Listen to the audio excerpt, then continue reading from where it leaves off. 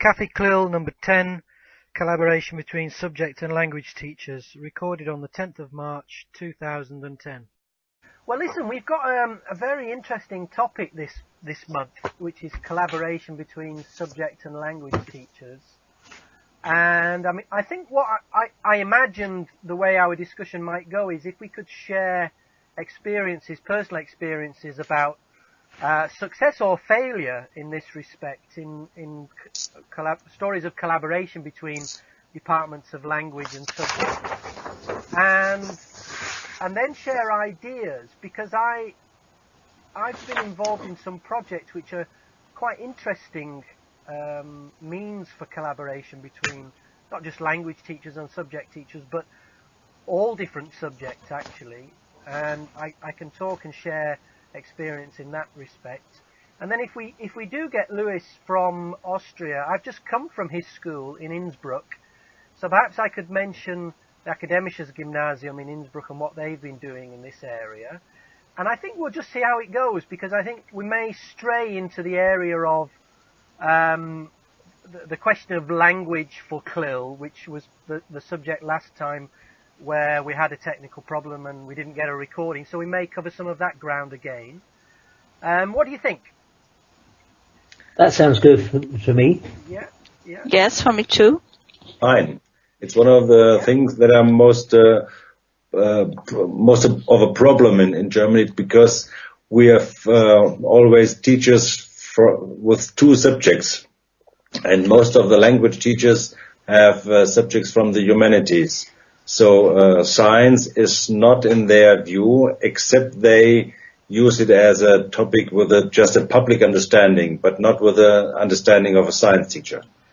So would you say actually CLIL or bilingual education tends not to be focused in the sciences, Egbert? Yeah, in Germany, yeah. That's very interesting. I mean, already you're at a disadvantage then, aren't you, being a science teacher interested in working in English? Our science teacher normally are not very close to a foreign language.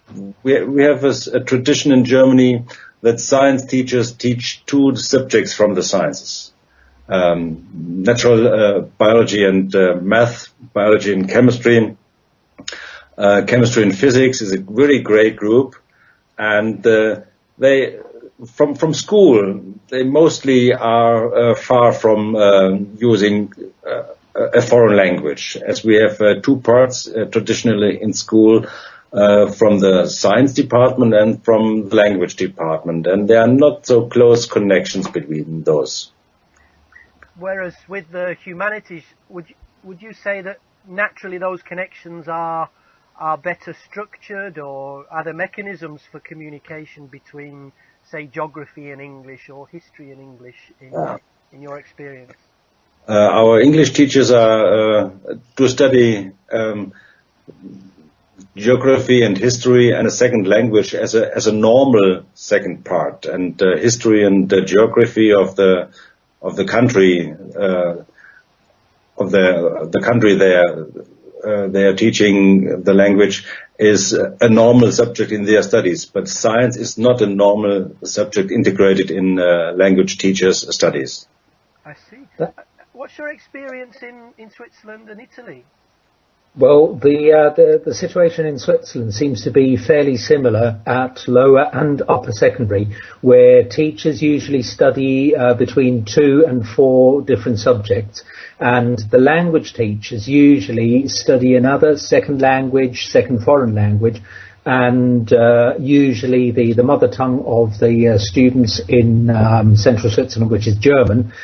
And in addition to that, usually they used to have additional subjects like history or geography, but that was kept fairly apart from the science department, and the science teachers concentrated on maths and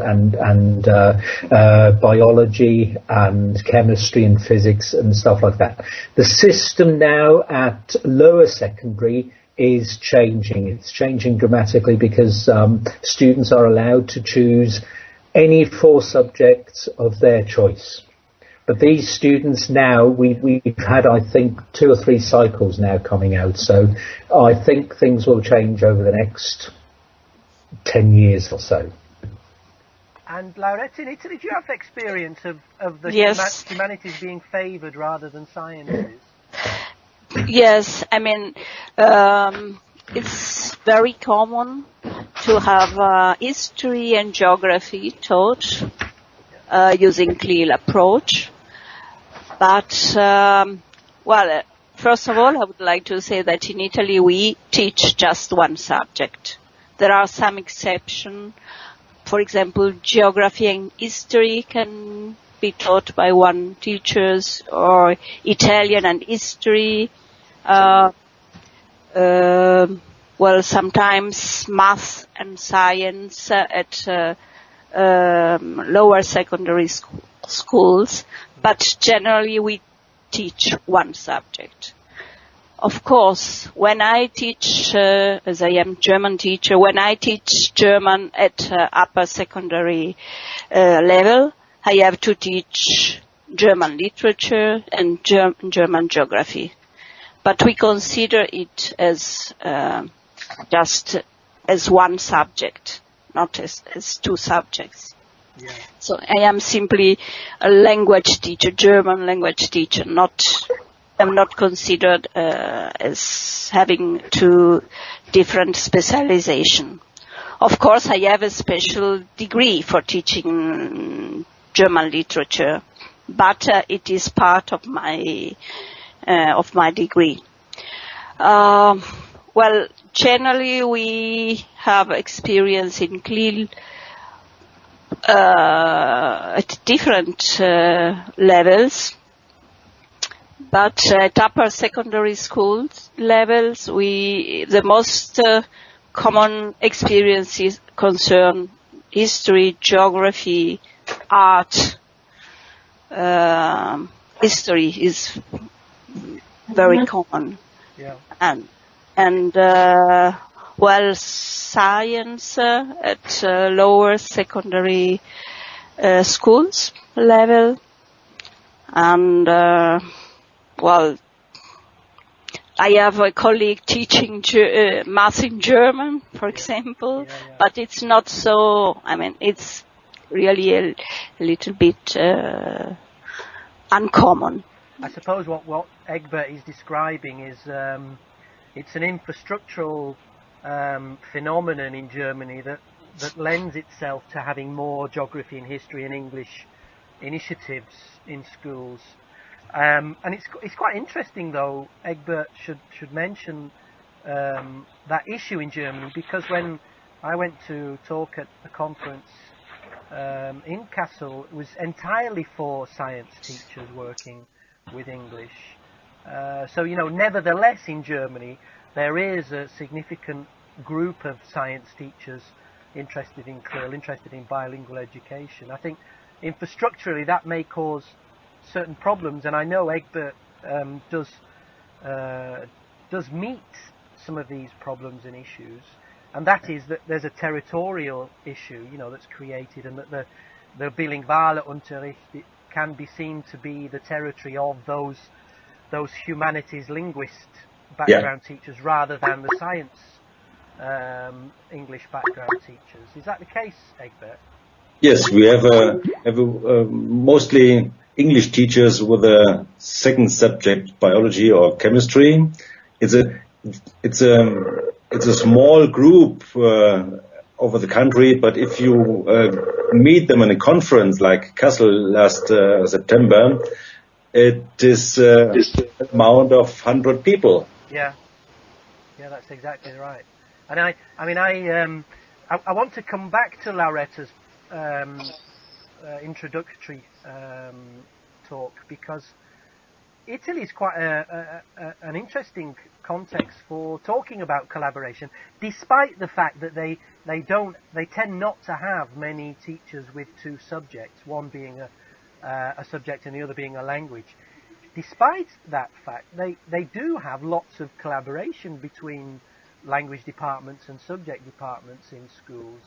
Particularly, I'm speaking personally from experience in northern Italy, Milan and Turin, Udine, all across the north of Italy. I've been in schools where the subject department and the language department have a vast range of projects where they're doing some of the content curriculum through English. But I think the motivation for that tends to come from the language benefit. It's it seemed to be a great way of developing language in the students, rather than a great way of promoting the learning of the subject curriculum. How would you feel about that, Lauretta? My feeling is that it's driven by language. Yes, I think that CLIL actually was developed in Italy only and spread out in Italy only in this way. I mean, through a cooperative approach. I think we have almost all experiences we have correspond to this approach, what we call cooperative model or cooperative approach. But the cooperative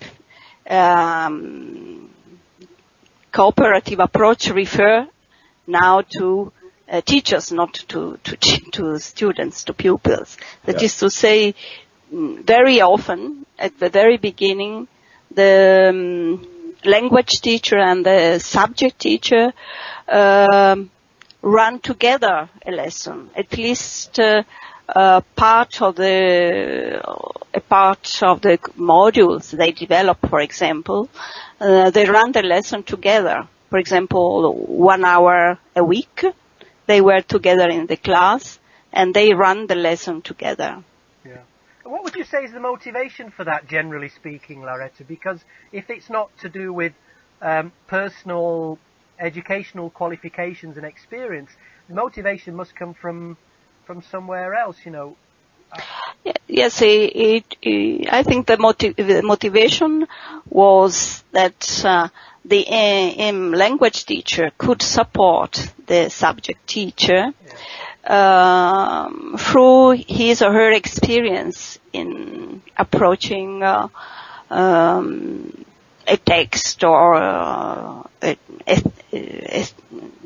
a theme, or through different strategies. And there was a cooperation from this point of view. And it was not the case that the language teacher translated for the subject teacher. It was not really the case. It was really an interaction, a support. And they prepared the lesson, of course, in advance. And each one of them had played a specific role during the lesson. It's very interesting to me that you're using the past tense. Is your feeling that this wave of collaboration is dying out now in Italy, Loretta? Yes. Yes, because it was too expensive to have two teachers teaching together in the classroom. And so this opportunities has been reduced or cut. And only some teachers are now running lesson together, and generally on a voluntary basis. Of course, they cooperate outside the classroom. They prepare lesson together, but the possibility to run lesson together is really now very, very rare. Yeah. So those initiatives today in Italy are almost entirely individual initiatives based on, the motivation and goodwill of individual teachers, basically. That's what you're saying. Basically, yes. And I think in Egbert's case, the strength of the movement of this group of science teachers being 100, a lot of it is to do with the fact that the community is a community of science teachers, and they have a science conference. I think the science group in Kassel and around the rest of Germany, organising its conference is an important infrastructural basis, for supporting the work of the teachers back in their schools. Even though I think the conference that Egbert and colleagues organise in Kassel, every 2 years I think they do it, it doesn't actually directly support teachers in their schools. They also have e-groups where they communicate with each other.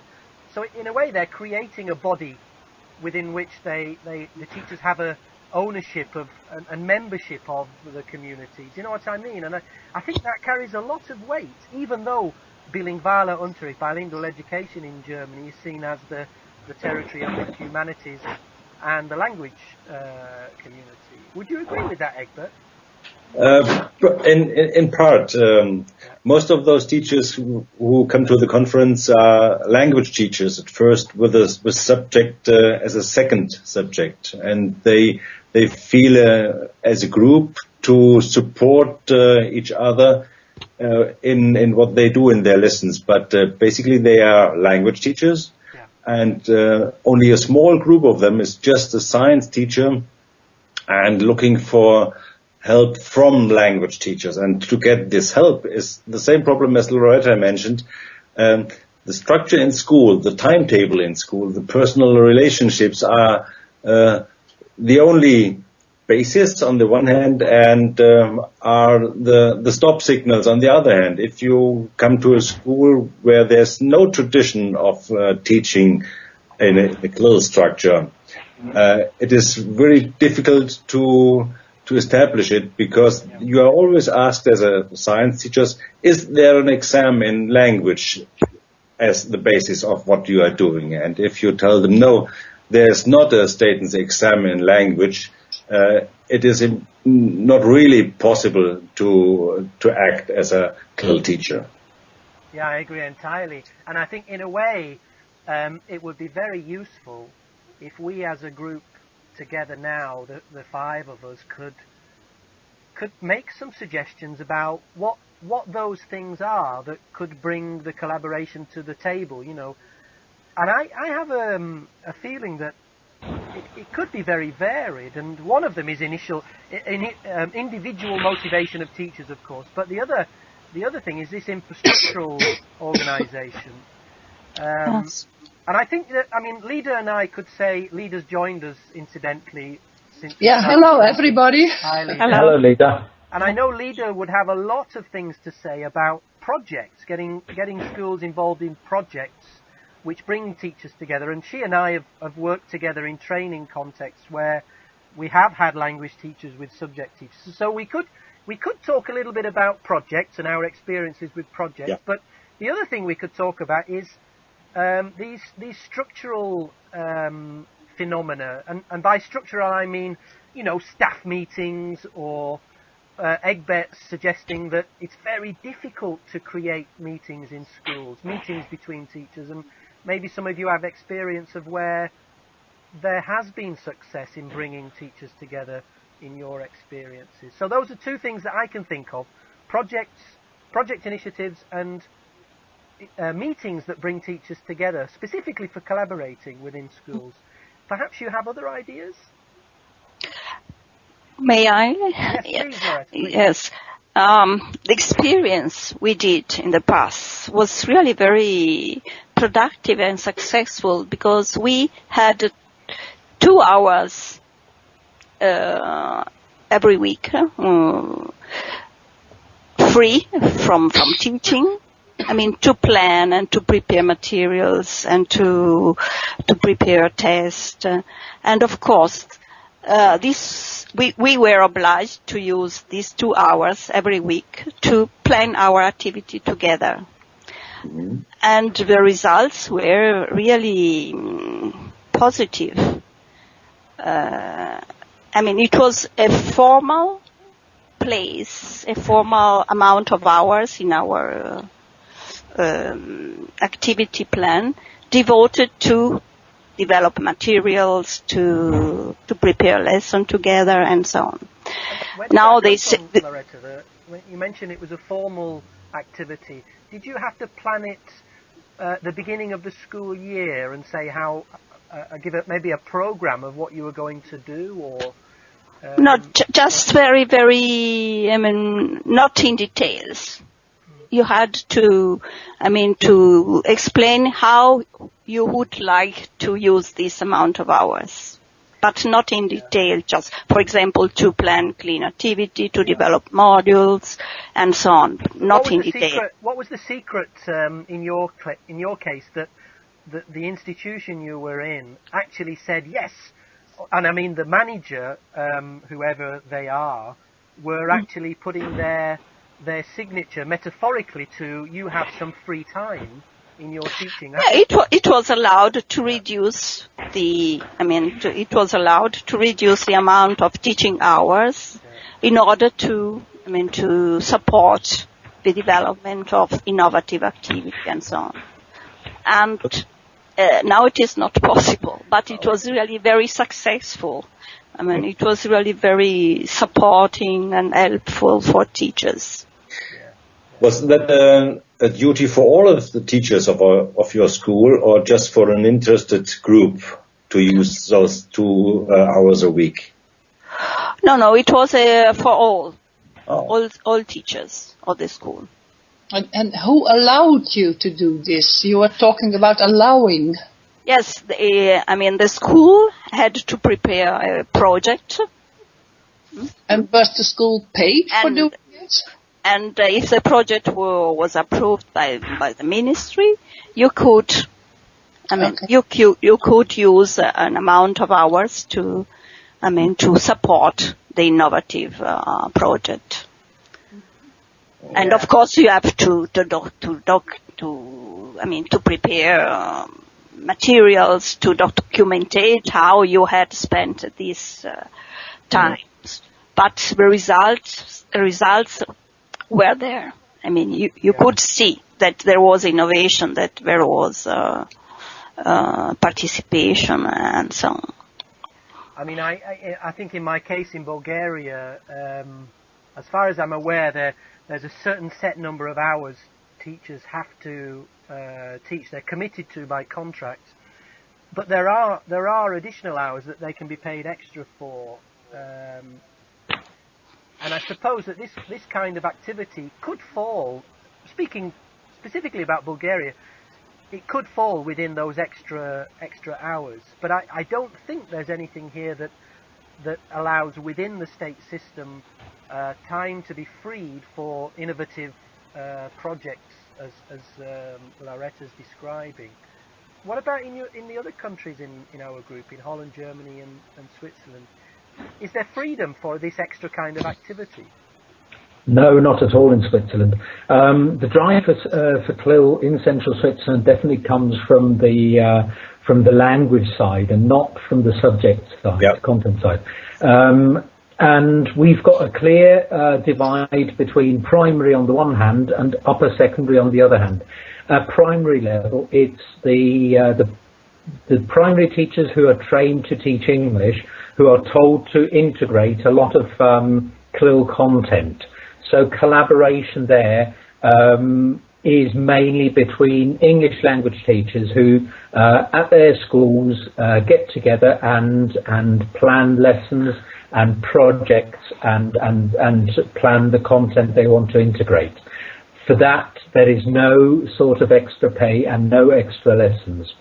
And at upper secondary, at grammar schools, or what they call gymnasien here in central Switzerland, there are local initiatives by various different schools that introduce the so-called bilingual matura strand, which means that usually one class of highly motivated and gifted students do get certain subjects taught, usually in English. There's an attempt to include French, but I don't know of any classes where or schools where a French bilingual project has succeeded because of insufficient numbers.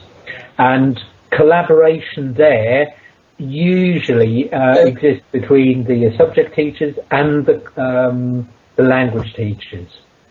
One moment, because I've managed to bring in Louis. Hi, Louis. Yes. This says hello, Louis. Louis Strasser from Innsbruck. Yes, hello to everybody. Hi. Hello. Let me quickly introduce you, Lewis. We have Pete Richmond from Switzerland. We have Lida Schoen from Holland. Lauretta D'Angelo from Italy. Yeah. Egbert Weisheit from Germany. Okay. And they are two scientists and two linguists. So only 1, 2, 3, 4 people besides you. Is that true? Yeah. Can I see them? Usually, what we do is we just use the audio, and you can see their images. Yes. And we record the audio.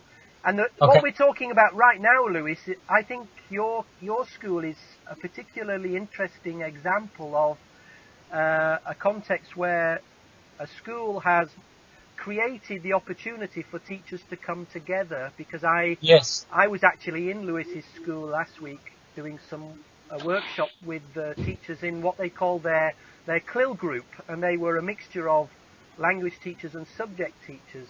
Lewis, I wonder, could you tell us a few words about how your school managed to set that up? How it started and how you organised that meeting of teachers? Okay, good. First of all, I would like to tell you I'm a geography teacher. I've been teaching bilingually for 12 years now. And we have got some sort of stream at our school, bilingual stream, as we call it, and the B classes from year 1 through year 8 are bilingual classes. And they are taught in geography and in biology mainly, and other subjects once they have arrived the upper stage, or say the senior classes at our school. So on a weekly basis, we meet together. We meet all the colleagues in our group, and how to do that? That is a thing that is related to organization. We have demanded that from our principal, and said to him it is necessary to do. But on Wednesdays we meet. We mainly focus on organization-related things, but twice or 3 times per semester, we have managed it to meet and to speak about didactics and methodology and things like that.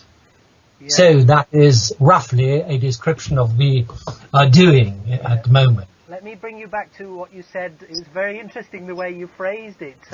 We demanded of our principal that we need this. And I think that's very interesting, isn't it? Because actually what's happened in Lewis's school, they've got enough of a group of teachers together to actually approach the management and say, we need time to talk to each other. That's basically what's happened, isn't it, Lewis? Yeah, because that was their wish originally. 12 years ago, the local authority or representatives of the local authority of education came to us to our school and said, could you do that? Because it was by that time very fashionable to say we are going towards a larger Europe, and then it's necessary to focus on language education. And they said, if you want to do that, you will get our support.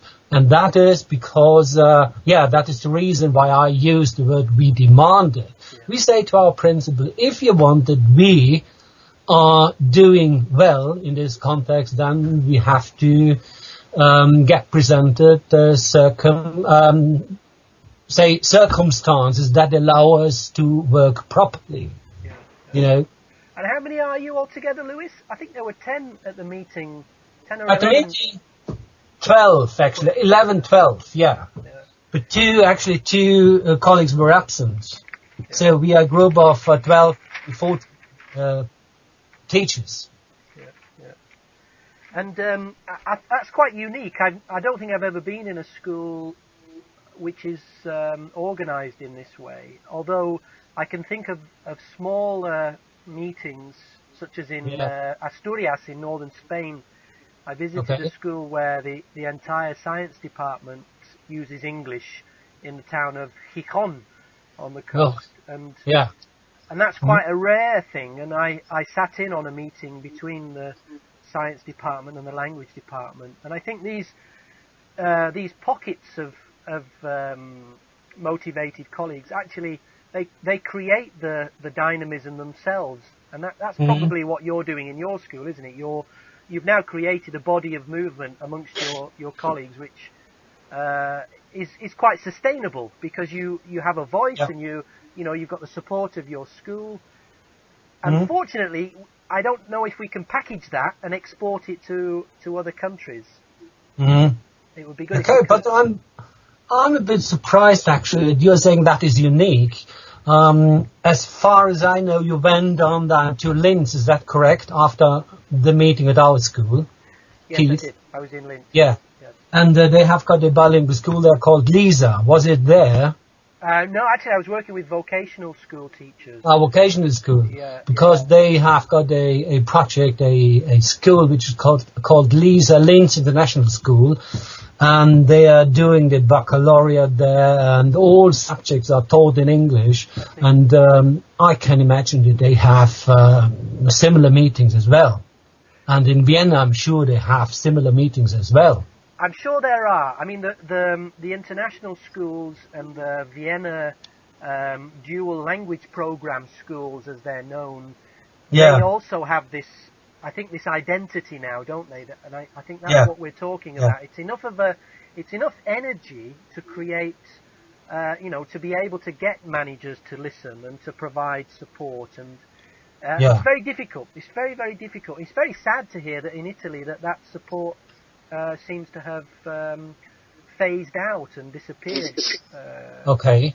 Now, Mhm. what we talked about before you arrived, Lewis, is we're sharing experiences about this success stories for collaboration between Okay. subject teachers and language teachers. Mhm. And one of the things we could talk about is obviously how your school offers a good model, really, for collaboration between subject teachers and language teachers. But I think the message probably is that you need enough supportive teachers together in a group of a dozen to be able to approach the management to say, we need time. You have to give us space, and possibly, do you actually get any extra material support for your work in your school from your school your school principal? Do they provide you with resources, money for doing what you do? In No, bilingual education? No. not really. As I told you, we are doing a project every year, and we've got a sponsor. We are sponsored by a local Innsbruck enterprise, and the students are obliged to do a huge project lasting 1.5 years. And so we have got an extra money from this source, not officially given by the principal or somewhere else. Okay, so that is something specific for our school. Yeah. I wonder if that's something else we can flag up, at least in our discussion. What usually happens also, Lewis, is I write up the minutes from our discussion and I'll post it to the Fact World website. And we could list suggestions. One of them is private funding opportunities. And Yeah. I know, at least in the project work I've been involved in the past, where there's not money available in the state system, there may be money available through private sources also. Yeah. Okay. Well, listen, let's open it up a little bit to other experiences, and I think the area of project work, I know Lida will have something to say about that, does bring subject teachers together with language teachers quite a lot. Mm-hmm. And I could offer my own experience with the Comenius school linking project opportunities through the European Union. I'm trying to get my school involved in a project called Chemistry as a Cultural Enterprise, and at the moment I have another colleague who's a linguist in my school, and we're trying to bring in subject teachers into the project, and I'm sure we'll be successful. But it's actually the project itself which I consider to be an attraction, a carrot to dangle to other colleagues, and the opportunity to visit other countries and work with other teachers, that I'm hoping will be the springboard to get the subject teachers involved with the language teachers in my school. Do any of you have experience of similar project initiatives where it's brought together subject and language teachers? Well, are you asking me? No. Oh, well, a whole group actually, Lewis. Anybody? Yeah, okay, good. Well, to me, it seems one of the most important problems that we talk about the level of teaching. Normally, language teachers are they ask a very high level of teaching and competence of their students and the teachers. And so a normal speaker of English who didn't make studies in English and exam in English as I did, I'm just a biology and chemistry teacher, just talking in English. And the level of my language is rather low, I think. So in a gymnasium in Germany, upper secondary or in the middle classes, would not accept a teacher just teaching in a middle language level. But on the other hand, they accept that language teachers teach science topics in a rather low level. So this is one of the problems we have to deal with. Yes, that should not be. You're very much true. So you can't do it vice versa. I would say the level in both language and subject should be quite high. Yeah. Yes. In that respect, of course, the system that Loretta worked in was really good because it allowed a subject teacher and a language teacher to collaborate on equal terms. Yes. Yeah. I'm writing that down. It's a lovely quotation, isn't it, that Egbert's come out with, speaking very modestly, I have to say, about his own language ability, because he's a very communicative educator. I've seen him in a classroom with learners and other teachers. And I'm going to paraphrase it back to you all. It's acceptable that language teachers teach a low level of science, but it's criticised that science teachers use a low level of language. Yeah, that's very much true. Yeah. Yes. I agree on that. Okay, I'm just writing that out because we'll use it. It's very useful. Yes. And I suppose it's true, isn't it? We're working in a system which, obviously, there are territories that colleagues want to protect, and the language domain is an area, a territory I've seen language teachers want to protect in other countries. I've seen that in Spain, in the bilingual program, where the subject teachers were very welcoming of the children bringing their English to their subject classrooms. But I met a lot of objection from the language teachers, critical of the error that they perceived in the learners' English. And I'm not sure what the answer is. I think you have to keep moving, Egbert, and keep pushing with your movement of science and language teachers. So the ideal situation would be the teachers have degrees in both subjects, in the language and in the subject they teach, of course. That is a far future. Far future, you say. Okay. But as for the other teachers, they have to prove that they have got a certain level of English, of course. But in Austria, it is not based on law. So they have just to prove that they're able to speak English properly in the classroom. And if so, they can teach bilingually. And I know in Germany it's different, as Egbert has just pointed out. Another question. Go ahead. Is what is your experience with using foreign contacts to show students that there is a competence in talking in a foreign language on subjects? So as video conferencing or such an audio conference as we do, or even with the communication with letters or email. May I intervene? Go ahead, Yes. Loretta, Yes, I coordinated a Minerva project till 2006, I think, and it was based on it was a CLIL project, and it was based on using video conferencing to recruit subject teachers speaking English or German or Spanish in that case as mother tongue, to teach Italian students, learning that language as foreign language. So we had Spanish geography teacher, teaching geography to Italian student learning Spanish as a second language. And we had a Swedish student learning Italian as foreign language, receiving a history lesson from Italy. Do you know if there's any available information about that project today, Lauretta? Do you have any links or addresses? I think we had a website, but I don't know. It was based on the University of Saragossa, but I think they just closed it. Okay. I have the report, if you would like to have it. I have the file of the report. Okay. I mean, is that publicly available? Because we could make a link to the report. Yes, yeah? Yes, I can. I have a PDF file. I mean, we can put it. One thing you mentioned is this video conferencing.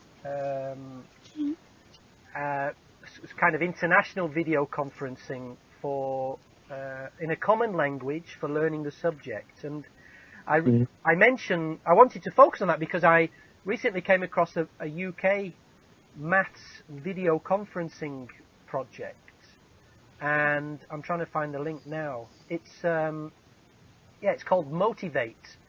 It's a video conferencing platform for schools where maths specialists are timetabled, and schools can buy into a video conference where the maths specialist leads the video conference. What a wonderful idea, for a subject through a foreign language. And I've not had any experience of it myself, but it sounds like a great, affordable and, very environmentally friendly, possibly, way to go to offer the subject and the language to students in schools in many countries. Okay. Yeah, go ahead. Could you explain a little more, because I didn't get the point. I mean, are these math teachers native speakers that can talk to students in Austria or the Netherlands, and who can? Well, as far as I'm aware, this project is available in the UK, and it's by payments on a variety of maths topics. And I browsed through looking for. There are a couple to do with maths and languages which were of interest to me. But I'll put the link in our minutes for the discussion. So I suppose, Lida, the idea is it's a service for British schools where they want children to be motivated to listen to somebody specialising in maths talk about their subject. Yeah, but how could you apply this in CLIL?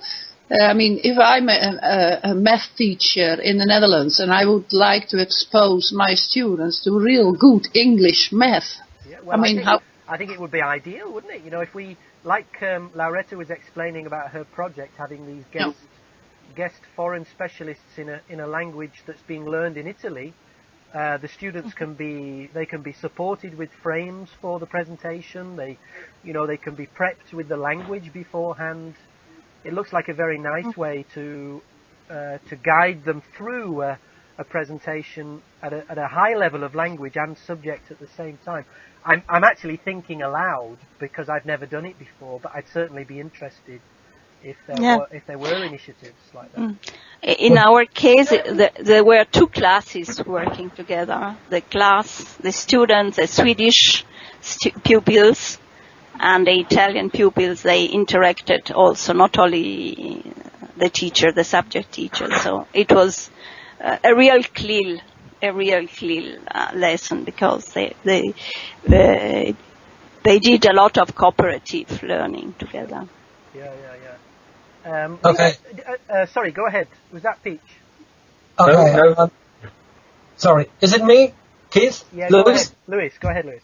Yeah, okay. So we are speaking about one brilliant thing, which should be an exceptional event, of course. But the question remains how to deal with this challenge on a daily basis. Yeah. That is my question. That is my problem. Yeah. So we could introduce, and as I said, it is a brilliant idea, we could introduce a video conferencing.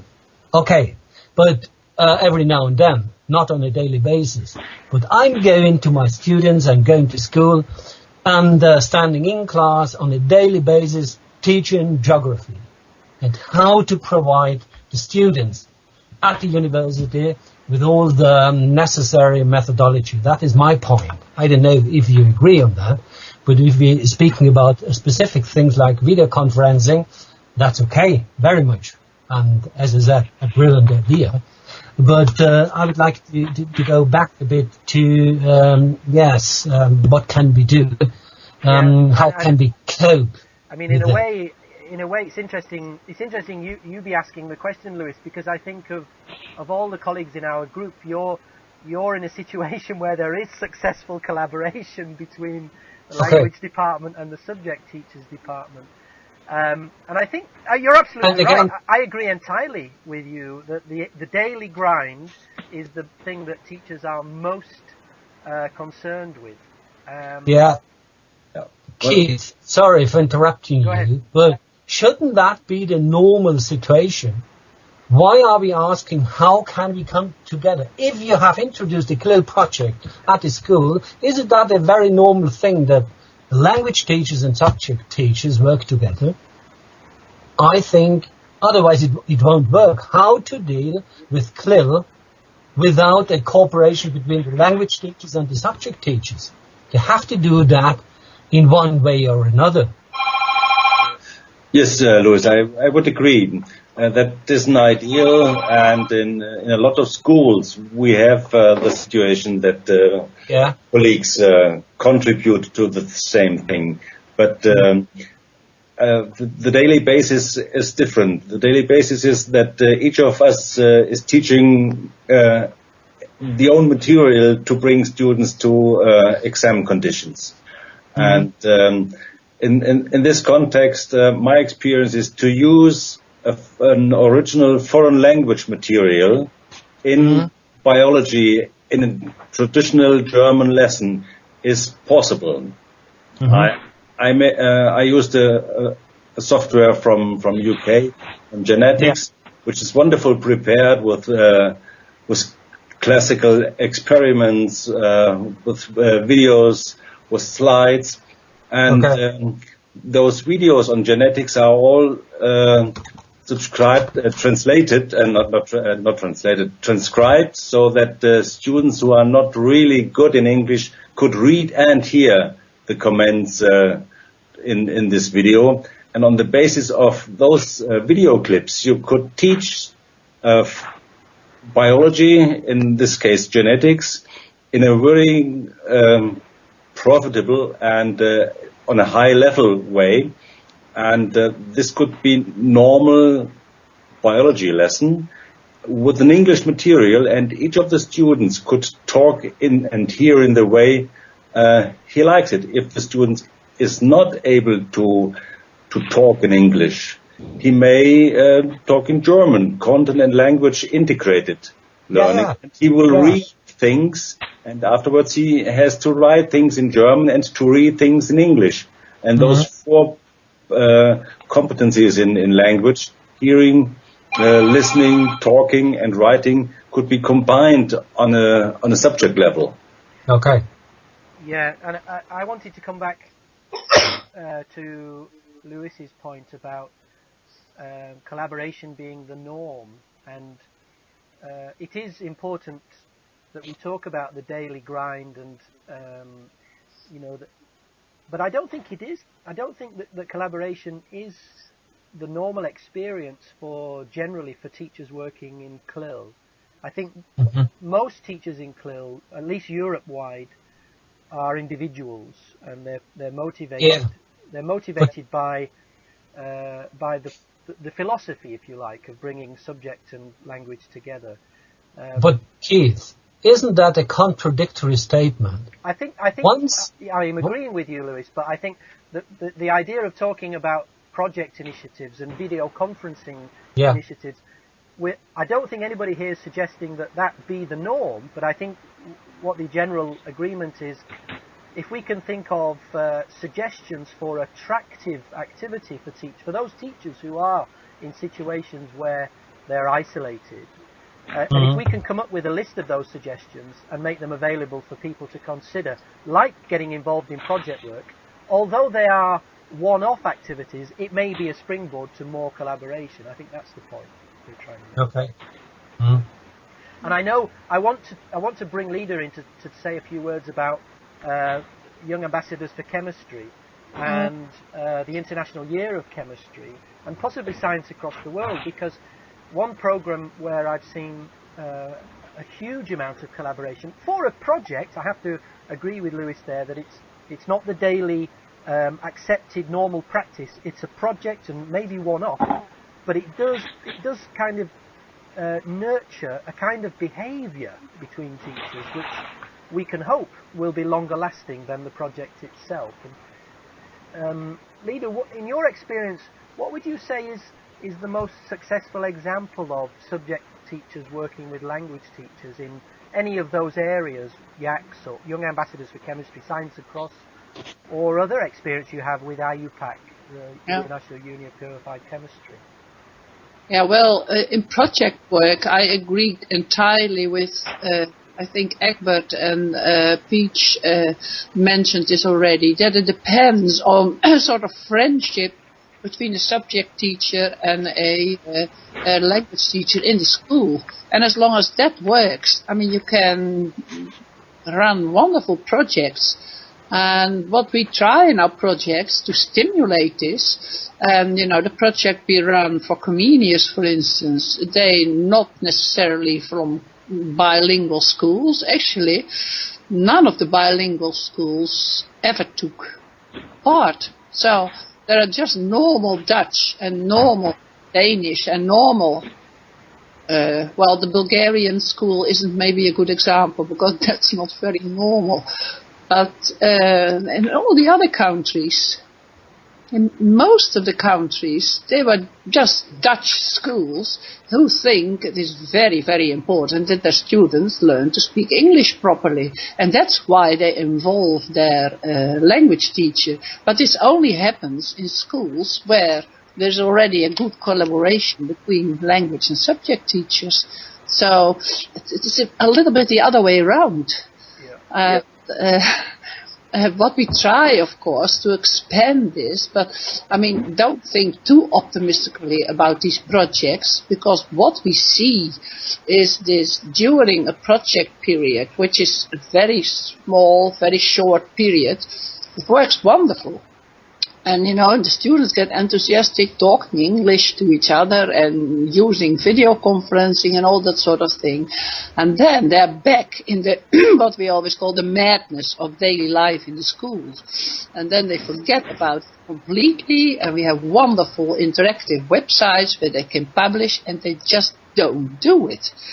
Because, there's too much above extra schoolwork. So actually projects only work, in my opinion, if the teachers are together in a European or a world setting, and then, something happens. And so I'm not very optimistic.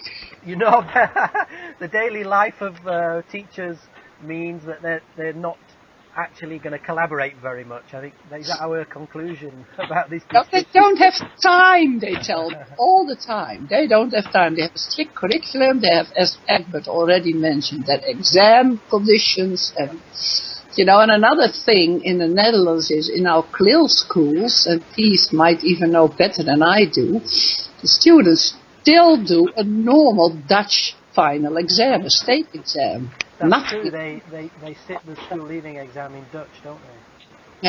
Yeah. So, I mean, and then, and in the Netherlands, all subject teachers are supposed to speak English to a certain level, and whatever that is. But I don't think there is a lot of collaboration between the language and the subject sections. I think it was my responsibility to have collaboration on the agenda, because the issue that is the most important for so many teachers is that they get little support, basically, and the collaboration as such. And I think that's the case with Lewis's school, that There's pressure from outside. The parents are interested in bilingual education. Yeah. That's the case everywhere. But actually what's happened is that these two voices have met in the middle, and Lewis and his colleagues have created a group that's influential within the school and actually gets support from the management, which is listening to the parents.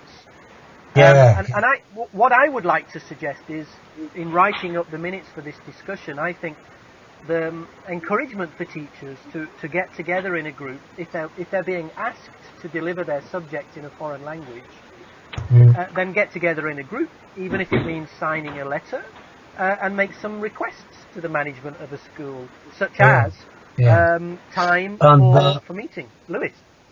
The difference, so we have the different, slightly different opinions on what is required and how does it work. And the reason for that is, at least in my discretion, that we are speaking of different approaches towards CLIL. So that means we have, as I told you at the beginning of this conference, we have got introduced a streaming, which means right from the beginning of the school career of the students, they are taught bilingual in geography and biology. And we are starting at a very low level, of course, increasing the amount of English during lessons. And then the upper classes and the senior classes, we are applying English in these lessons throughout the lesson all the time. So we are speaking of different approaches and models of CLIL. And as for our school, as I said before, we were actually asked to do so. And so we can demand things from our principal, etc. I think one of the things we could wind up with, and I have to bring us to a close because it's 7, an hour we've been talking basically, and I don't want to go on. I know we could, but perhaps we can keep this and come back at another meeting and keep our talk to an hour, because people have other things to do. And I think what I can suggest is I'll write up our minutes, and where colleagues are in a situation where they're isolated, the project approach could provide a bit of publicity for their work. It can provide good experiences, as Lida was describing, for the life of the project itself, which is very important. This, feeling good about what you're doing. But the other thing is, I think Lewis's school offers a very good lesson, for colleagues who feel confident enough to approach their management with a collective voice and ask for support for that very reason. With a collective voice of a dozen teachers that I met in the Akademische Gymnasium in Innsbruck, they now have infrastructural support, and I think that's very important.